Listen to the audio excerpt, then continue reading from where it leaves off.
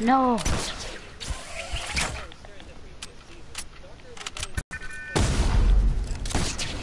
Come on, I need to hit this.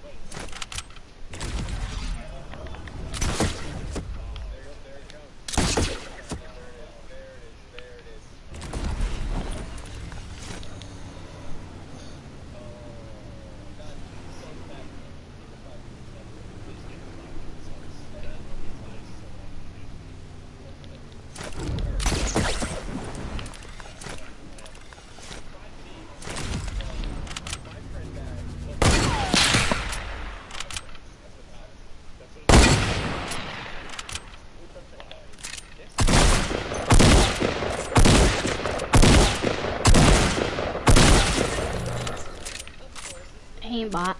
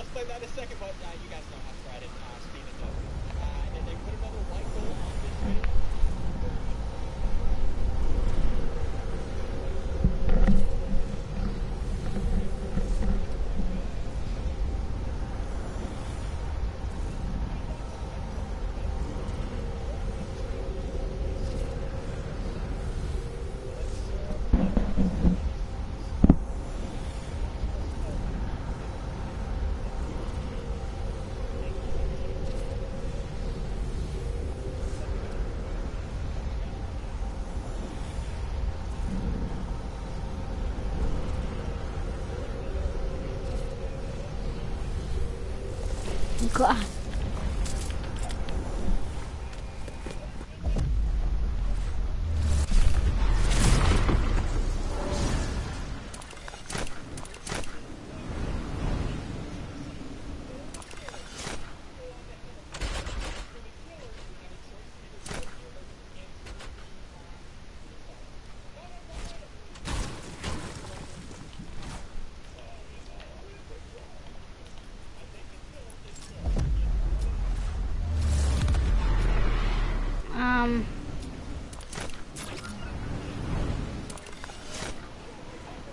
I can't do it when I'm not in it.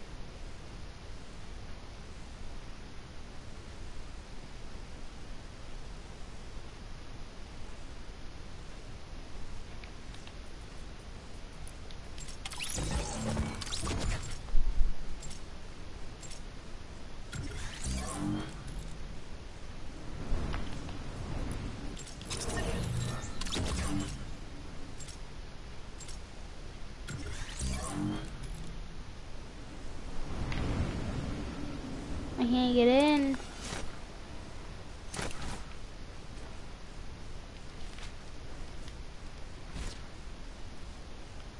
I can't play one like it.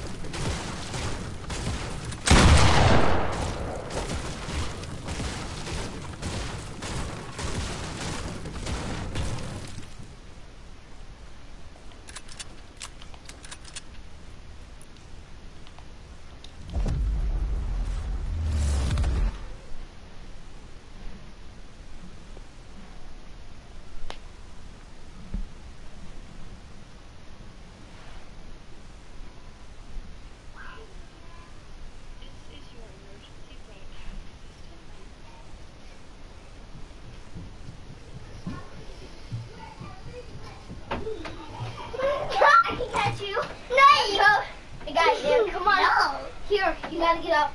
This is Cameron's gaming room now. I can't. No one can come on. Come on. Hey, baby. Come on. It's not for us too, right? Because those kids are. Alright, come.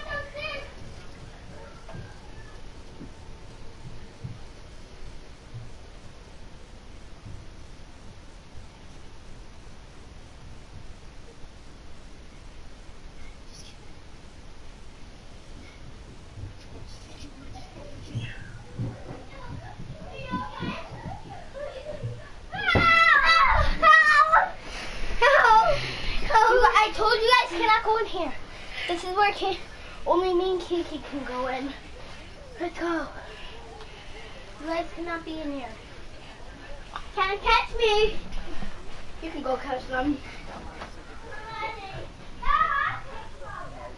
Guys, good job. Good job. Good parts, everybody? Yeah. How many you got? I got 8. I got 7. I got 5 dudes and 2 chicks. Well, I mean, one might have been dead already, but the tribe kind of fast, so. 5. Whatever, man. This dude, he's always next to the person. Whatever, dude. I did not think that I was going to catch up to that. Oh, remember that? Oh, you got lucky. He was tripping. He basically fell. Shut the door. Hey. Oh. Down. Down. So.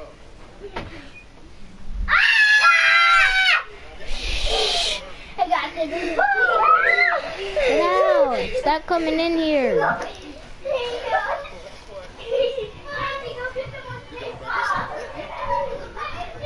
It's an American institution, man. Sure. Yes! All right, dude, let's go. Danny's, here we go. Here we go. Whoa!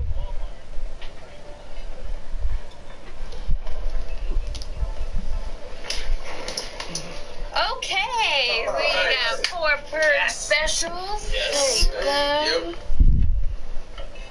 There you go. Of course. User. Thank you very much. Can you do that for me, hon? Sure. And one with extra bacon for our survivor. Hey, look at that. Good hustle out there, hon. No, she's not kidding. That was a great hustle out there. You really gave us a run for our money. Right when I thought we were going to catch you, you just kept going. And now, look at you, man. You're here eating pancakes with the fellas. It's nice. Yeah, I ran track in high school, so. Let's go. Dude, I'm telling you, you still got it. This guy's a fast motherfucker. I should start running in it.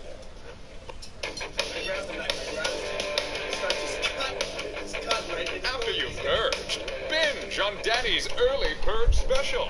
2 eggs any style, bacon or sausage, short stack and toast.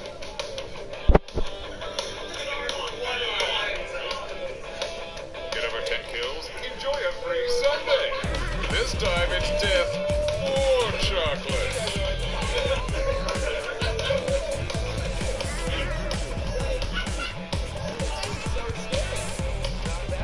And don't forget, our survivors guilt-free pancakes on us. All for just $9.99, because you may have already lost an arm and a leg. Oh, hey, man. Real quick, sorry about murdering your whole family. That's on us. We're sorry. Can I come in? Cameron. No, dude. I need to go because I'm hiding. No. You guys have to stay out of Cameron's touch. Yeah. Killing people makes you hungry, so come on down to Danny's. The hospital can wait.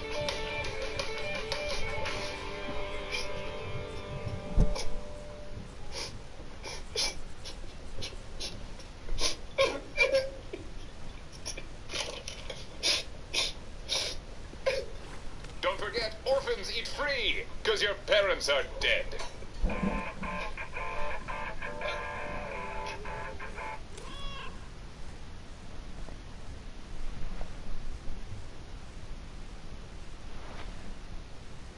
anarchy on Purge Night. The result is by reminding us of how the Purge began. But after telling them he loves them dearly, he doffs a fancy cap and sneaks outside, where he gets into a limousine waiting for him. Hey buddy, if you can't afford your medicine, what are you doing taking a limo around town, huh? After picking up some grocery medicine they can barely at her friend Tom, a real slow-ass Purge Night. The result is a much more kinetic and interesting film, buttressed by a solid cast that even includes Michael K. Williams of The Wire fame. But as far as the kills go, it's just like the first one in that it's a whole bunch of people getting shot. Here, I'll show you.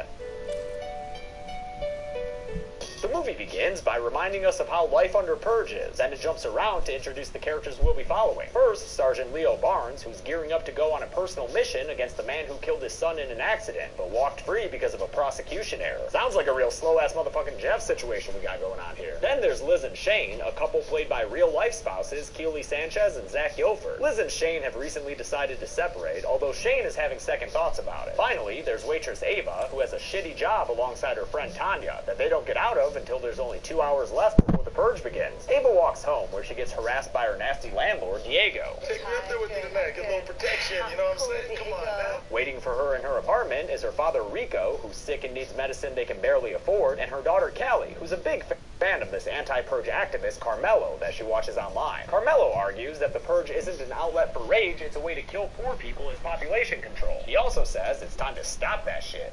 This year, we will fight back. Papa Rico tells his girls that he's checking in early for the night, but after telling them he loves them dearly, he doffs a fancy cap and sneaks outside, where he gets into a limousine waiting for him. Hey buddy, if you can't afford your medicine, what are you doing taking a limo around town, huh? After picking up some groceries, Liz and Shane get harassed in the parking lot by some cottonmouth kings just waiting for Purge time to start. The gang's leader is this friendly fella named Young Ghoulface. Can't wait for his new album to drop. The couple has a well-framed argument that accents their impending separation, and then their car messes up, causing them to pull over. They get out to find the root of their mechanical issues, and listen all of y'all, it was sabotage. And the saboteurs were Young Ghoulface and his ice cream truck gang. With Purge time drawing nigh, Shane and Liz take off on foot. The same emergency broadcast from the first film plays as Ava and Callie watch at home. Leo listens to the same broadcast on the radio while he drives around in this pretty cool budget Batmobile. Liz and Shane, however, are stuck on the streets downtown as those loud Purge sirens begin blaring. Would not want to be them, because we see all the various ways people are going to be spending the night. Sniping from rooftops, walking around in gangs, driving around in murder buses? This kind of shit is what the first film was missing. There are even murder semi-trucks, and the first kills of the film happen when one of them pulls alongside a pair of pedestrians, and this dude Big Daddy, who will be the movie's big baddie, opens fire on them with a machine gun. Leave it to a dude dressed like a patriotic butcher to really streamline the killing process during the Purge. Leo drives by some scenes of carnage, including a dude getting beaten to death on the side of the road, who I will go ahead and add onto the list. I'll also add this dude who Liz and Shane see get dropped from an upper floor of a building, because he's screaming as he falls, and then his scream stops. Sounds like a dead man to me. I'll also count this body they run into while trying to hide in a dumpster, since it looks pretty immobile and bloody, although it could just be a sleepy homeless man who just got done drinking bottomless Bloody Mary somewhere. Ava and Callie get ready for a Purge night dinner, but when Callie goes to get her grandpapa, she finds a letter that he left them saying he doesn't want to burden them anymore with his expensive medical problems, so he's agreed to be a martyr for a wealthy family. They'll transfer $100 grand to Ava's account in exchange for getting to kill Rico and release the beast from the safety of their home. The kill ultimately happens off screen, but it'll still go on the list. You don't hang that many tarps up and not kill a dude, you know? Callie's understandably upset and wants to go save her grandpa, but Ava knows that it's too late and that this is the way this world works. Oh, hold on. The movie cuts back to Leo driving around and we see a body in the street that I have to add to the count. Man, while all these people are dealing with their lives, there are dead bodies everywhere. Ava and Callie get their grieving interrupted by the sound of a Mack truck pulling up outside, and from their window they see a ton of armored soldier-looking dudes approaching their building. That's about to be an issue for sure, but there's also a more immediate threat breaking into their apartment. It's fucking Diego, that asshole from downstairs, who is of course threatening these women with rape. Tonight,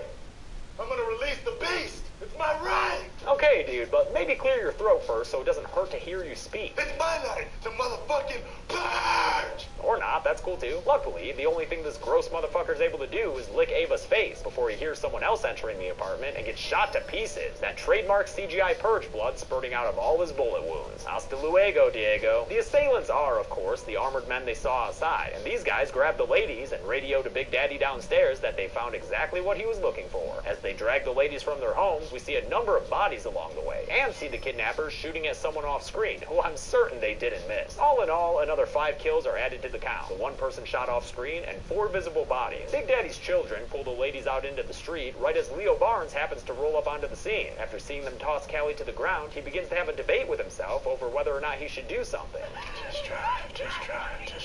But his conscience gets the better of him, and he steps outside the safety of his armored car to go make some skull and crossbones. As Leo makes his way to the ladies in distress, Liz and Shane happen to come across his empty car. Seeking safety, they hop inside the back seat right as the semi-truck opens for the Big Daddy bounty. Before they can make the handoff, though, Leo comes from behind and starts gunning these dudes down. 2 are killed right off the bat by his rifle, while he kills a 3rd with a bunch of shots from his handgun. He uses the truck for cover to shoot a 4th dude and finish him off with a headshot. Big Daddy comes by to see what's up and gets shot as well, but as we'll see soon, he was not killed. Still, the area is pretty damn secure now, and Leo reluctantly motions for Ava and Callie to come with him if they want to live. When they get back to the car, they find Liz and Shane in the back seat, but despite a bunch of hollering and gun waving, Leo lets them stay when they realize Big Daddy is back up and pretty damn Big Matty. Leo drives away right as Big Daddy opens fire, hitting the car a whole bunch, but thankfully nobody inside. As they drive past Carrie White standing on the side of the street, Leo asks Ava why armored dudes were at her building, and Liz why the fuck she and Rodrigo Santoro were in those couple episodes of Lost. But when Kelly asks him why he was out on the streets in the first place, he hushes up and refuses to say. Then the car breaks down from Big Daddy's armor-piercing bullets, so Leo has to pull off into an alley. He tries to separate himself from these less capable citizens so he can go take care of his business, but Ava says that she can get him a car to use as long as he can safely deliver them to her friend Tanya's place. He reluctantly agrees to the arrangement. That was a real dick move, you know, walking away and then coming back. Leo leads his new squadron out, and the first thing they run into is a woman on a roof with a megaphone and a rifle. Looks like she's already claimed at least 2 victims, since we see a couple of bodies lying dead in the street. They avoid the roof lady's rage and then hear a bomb coming down the street, where they see young Ghoulface and his ice cream truck gang abduct a dude and drive off with him. And I don't think it's so he can enjoy a blue raspberry screwball. Shane steps off the curb right into a trap that drags him down the street a little ways. This alerts a bunch of attackers, but Leo is able to keep everyone safe after shooting and killing 2 of the vultures who come out for the easy prey. Shane shoots the trap to free himself, and the group is able to escape down another alley before more purgers show up. The 4 protagonists who aren't proficient in firearms make proper introductions to each other and express some concern about the man who's protecting them, but maybe they should do it a little quieter. He's out here, armed to the teeth on Purge Night voluntarily. That means he's trying to do something nasty. I can hear you.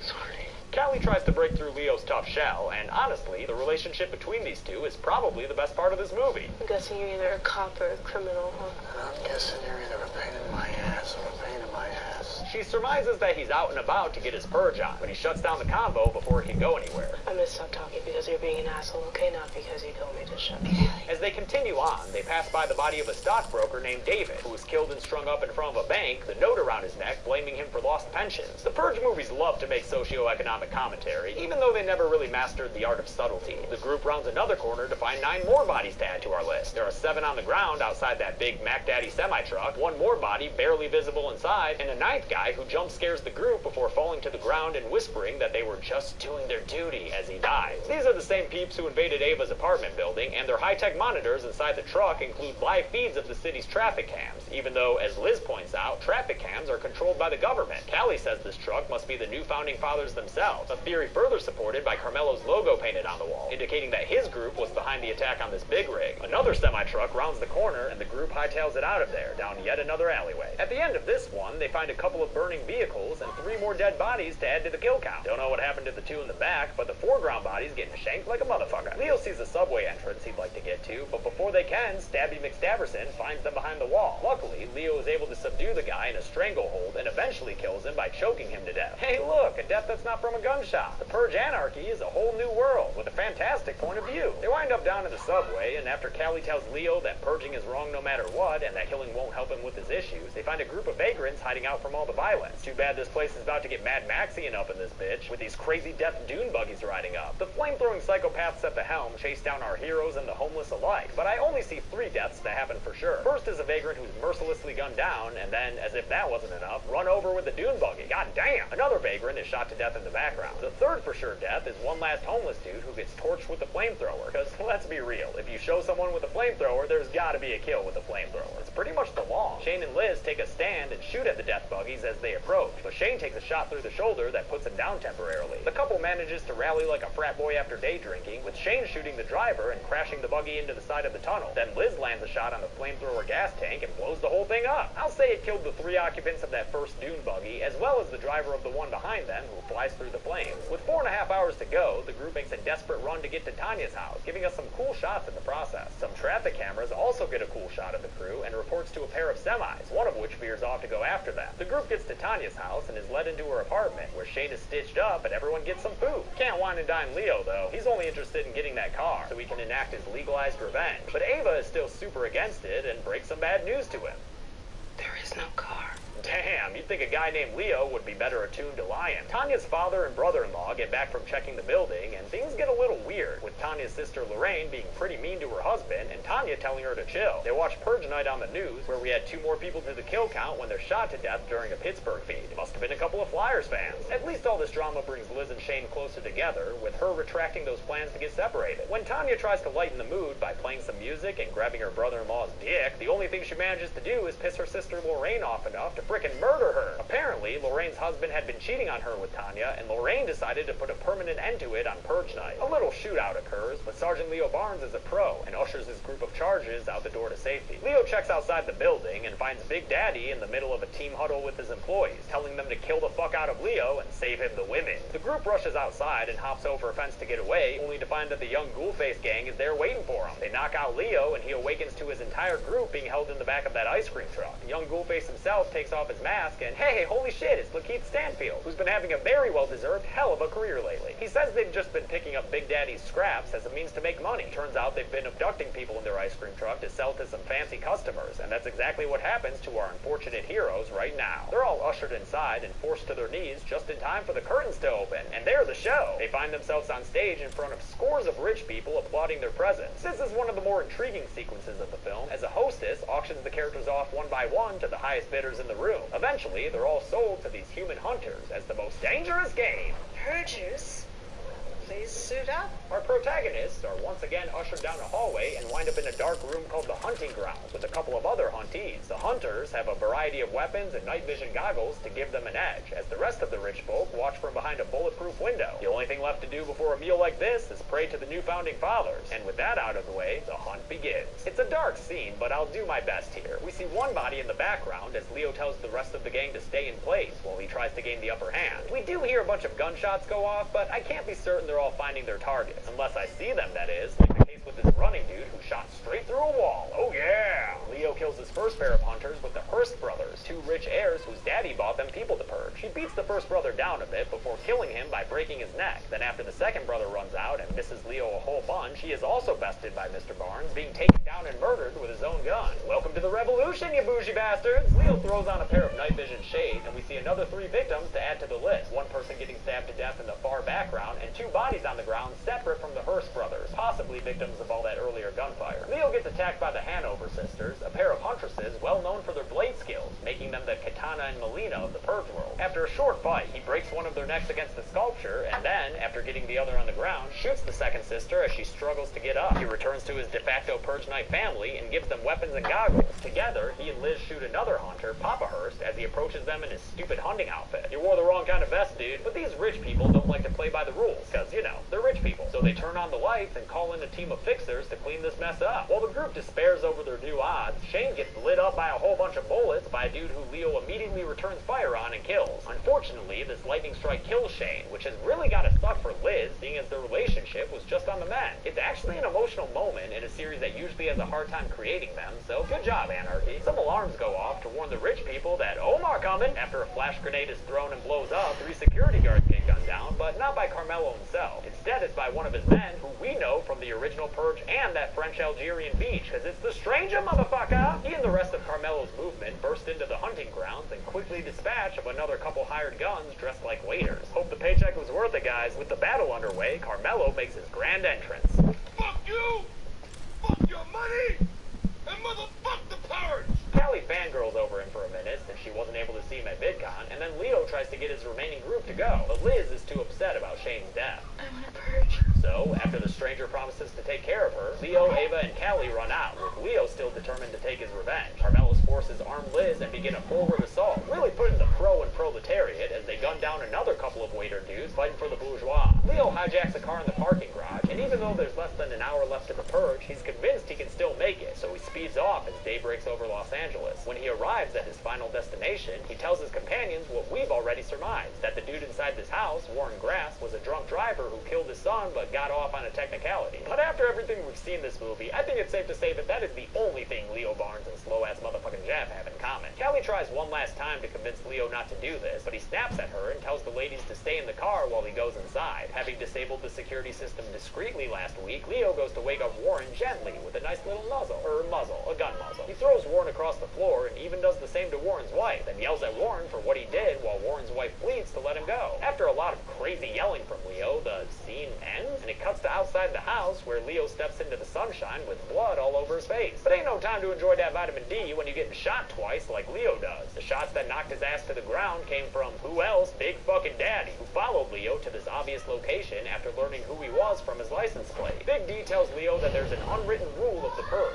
Don't save lives. Tonight we take lives. We make things manageable for us. He says that since citizens haven't been killing each other enough, the NFFA has resorted to killing people themselves in order to keep the poverty levels down. Since Leo tried to be a hero, Big Daddy's gonna have to kill him. Blessed be America, a nation reborn. And then he gets shot in the head. Yeah, I mean, we all pretty much figured this would happen, but did you know Warren Grass would be the one to pull the trigger? Oh, you did? Since you rightfully assumed Leo didn't actually kill him when the scene cut away? Okay, that's fair. Ava, Callie, and Big Daddy's men all arrive on the scene super armed, but then loud sirens blare, signaling the end of Purge 2023. Together, Ava and Callie load Leo into Warren's car, and Leo and Callie hold hands in the back seat as Warren pulls up to a hospital. The movie ends with a card advertising the next Purge, like it's goddamn Christmas or something. I guess these movies are like Christmas for those of you who like big numbers, so let's unstuff some stockings and get to that.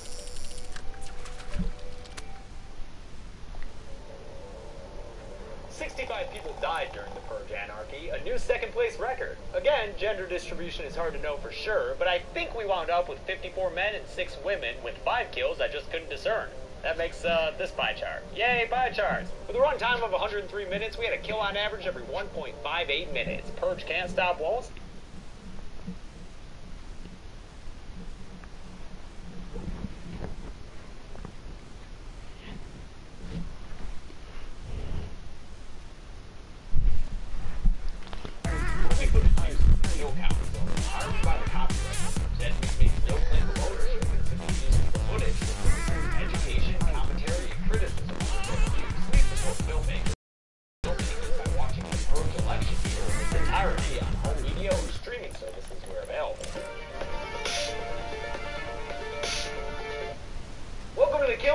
Tally up the victims in all our favorite horror movies. I'm James A. Janice, and today we're looking at the Purge election year, released in 2016, an actual election year in the U.S. So you know this movie has some bomb-ass SEO. Election year takes place nearly 2 decades after the first 2 films, and depicts a country torn in half over the Purge. While it continues to show the street-level perspective we saw in Anarchy, election year also explores the political machinations behind the Purge, increasing the stakes from the lives of a few characters to the very moral fiber of the United States of America. Like the other Purge movies, election year also has an insanely high body count. Can this populist newcomer of a film beat the establishment Belko experiment for most kills on this channel? Let's find out and get to the election, or the kills, the election year kills.